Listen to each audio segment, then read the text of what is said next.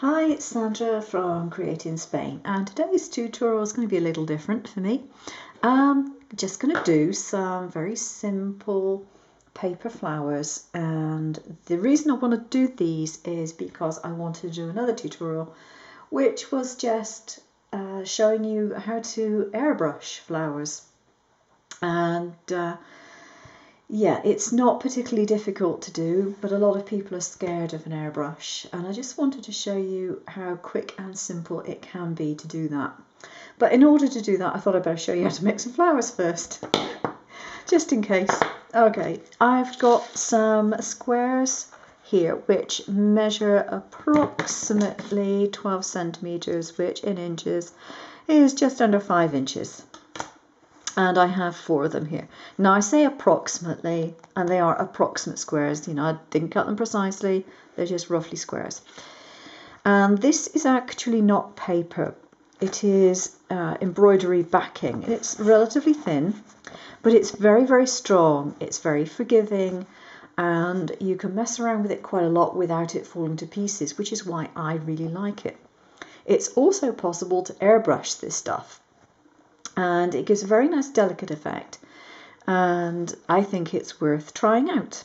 I happen to have a lot of it anyway, so I've got plenty to use. So what I'm going to do is take each of these squares in turn and just fold them into quarters again, and then from the center going to fold them to the other corner, and then again like so. And for this particular flower, I'm going to have a pointy flower, so all I'm going to do is cut, and I'm doing the smallest one first, so I'm going right down in here, and I'm just going to cut across at an angle like so. Then I'm just going to turn it over, and on the same plane that that one started, I'm going to do that and roughly center it and just chop the rest. And then when you open it out, you should get some little petal shapes. Here we go. And if I can get my nails in there, there we go. We have a little sort of flowery shape. Now, you don't have to do the same shape for each layer. You can do different shapes. I mean, you know, they're not real flowers, so it doesn't make much difference. As long as you like it, that's fine. Just please yourself as to what you actually do. And for this one, I will do a different shape simply so I can show you the different result. So for this one, which is going to be a little bigger, I'm going to go about here, I think, and I'm going to curve it over as I do it. But then I turn it over and see where the curve starts before, and again cut a little curve. So it's almost like an ice cream cone shape. And so this will give me a slightly different petal. And open it up. Ta-da! There's the second one. Okay, let's put this to one side. And so I want to do the same sort of thing with the other two.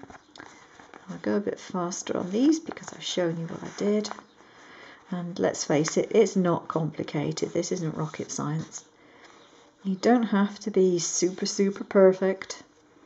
You can just take it relatively easy. This one I'm going to do another sort of ice creamy cone shape.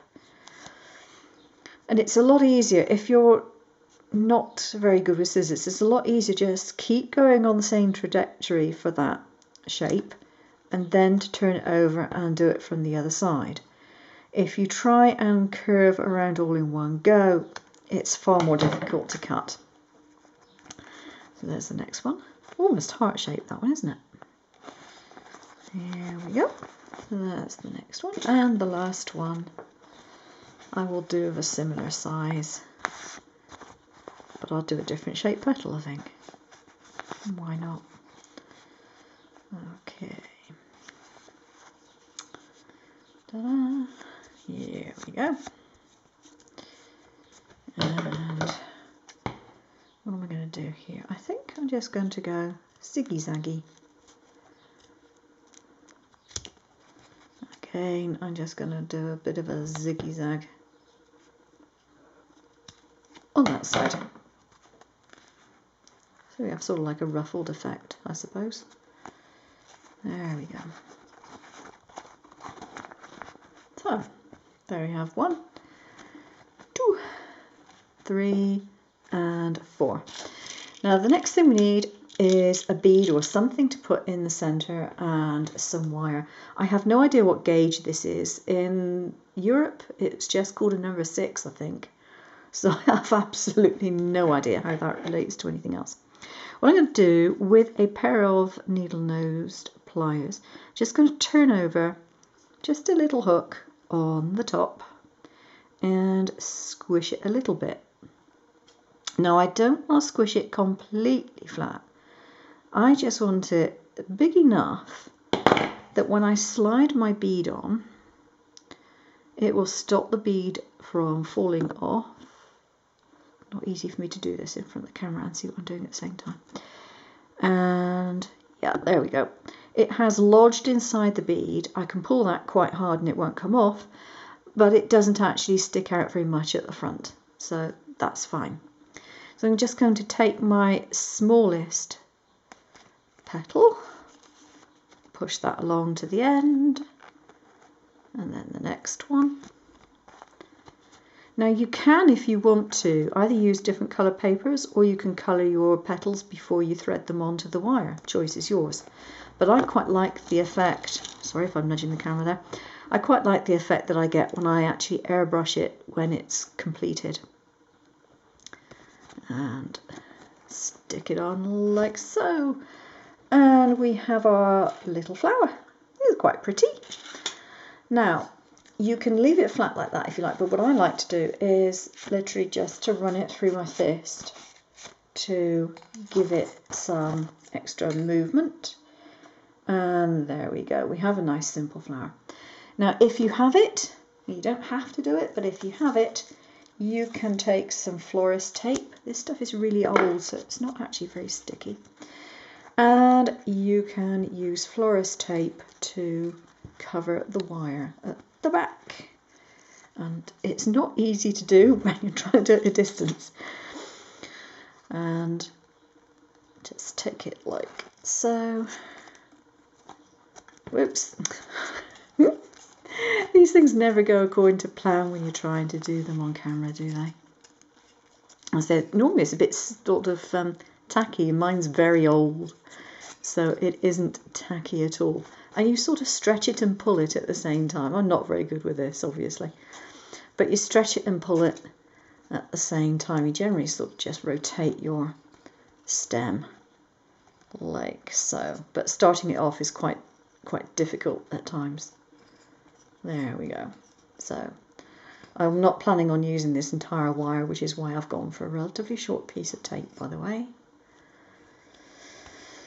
There we go. If you don't have any florist tape, you can always use whatever plastic tape you have to hand, or washi tape, or whatever it is. It doesn't really matter too much. Okay, so we have our flower completed and it's ready to be painted. So that's going to be part 2 of the tutorial, a very short part, I hasten to add. It doesn't take very long, but I hope you'll like the effect that you get. Okay, thanks for watching. Bye bye.